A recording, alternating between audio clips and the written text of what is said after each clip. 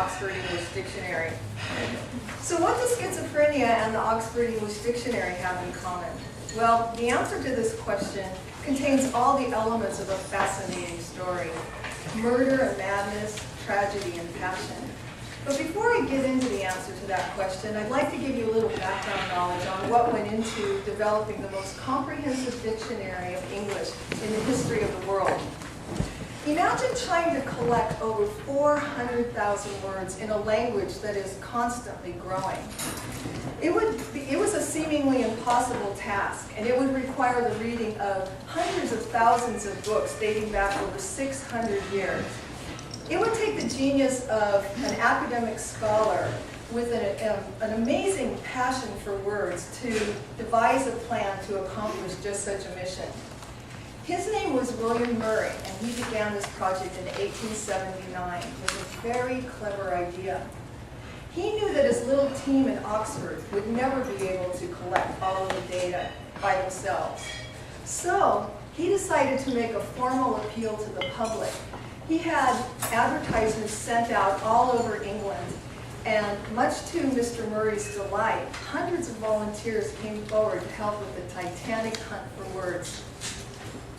So you may be asking yourself, well, where does the schizophrenia fit in?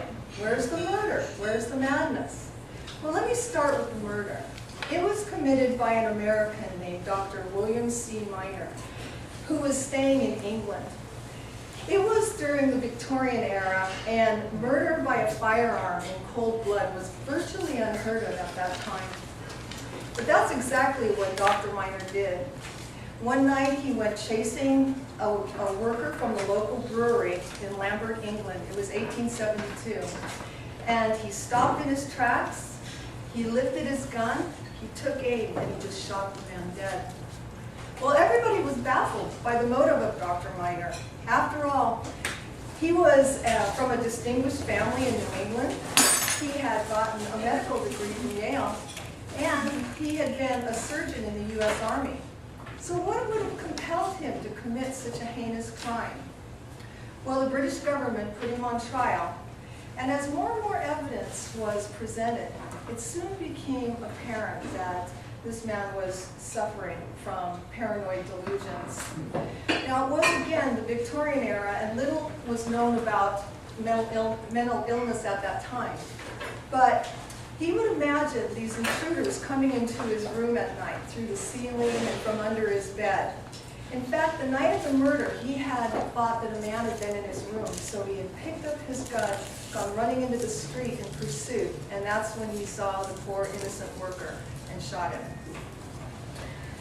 So Dr. Miner was put on trial, and as more, oh, I said that part already. If Dr. Miner had been evaluated in today's world, he would have been diagnosed with paranoid schizophrenia. And although a lot is known about that disease today, it still remains a mystery. But a lot of experts agree that the onset of schizophrenia may be due to some stressful event in a person's life. So what stressful event might have pushed Dr. Miner into the world of madness? Well, perhaps it had been the distressing experiences he had while he was a surgeon in the U.S. Army during the height of the Civil War. Not only did he witness the horrors of death and mutilation, but he also was called upon by his superiors to do something that he considered absolutely appalling. The gruesome task consisted of branding a deserter on the face with a red-hot iron in the shape of a D for deserter. And not only was his punishment excruciatingly painful, but it left the victim with a shameful scar for life.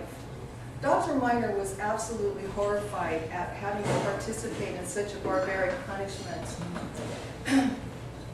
And one incident especially stayed in his mind when he had to brand the face of a very young Irish immigrant. As years went on and his mental state deteriorated, he would recall the screams of that young soldier, and he would imagine that Irish soldiers were coming after him to retaliate for him doing that to their comrade. And that is really what eventually led to him murdering that poor innocent worker. Dr. Minor had imagined that the unfortunate man was one of the Irish persecutors. So what did the British court decide to do with this criminal from the United States? Well, ultimately they found him to be mentally unsound, and they placed him in the Broadmoor Asylum for the mentally insane, the criminally insane. And he remained there for over 30 years. In the asylum, Dr. Minor was given special treatment because he was a well-educated man and he came from a high social status. And he was put in the most comfortable section, and he was given a few luxuries. He was given a writing desk and his art supplies, his flute. But most importantly, he was given his library of books, which he added to over the years. But even though he had these special privileges, Dr. Minor was really distressed by the fact that he was in the reality of being locked up in a mental institution. And he really felt remorseful for having killed an innocent man. So over the next 8 years, he really suffered a lot from his paranoid delusions and from his loneliness and his guilt. And that's where the Oxford English Dictionary comes into play. For one day, Dr. Minor discovered one of the advertisements for volunteers to help with the word search for the Great Dictionary. And so he was just so excited about that. He filled out an application immediately, and when he was approved, he started years of work of perusing books and finding words, filling out these word slips. He would meticulously write the information about words, their sources, quotations, and send them into the dictionary team in Oxford.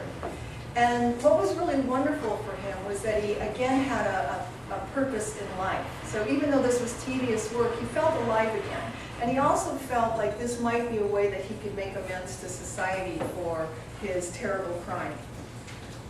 So over the years, Dr. Minor sent in thousands of word slips, and the dictionary team was immensely grateful. They had no idea that he was they thought he was a gentleman and from Broadmoor, and actually they didn't find out till much later that he was actually a mentally ill inmate.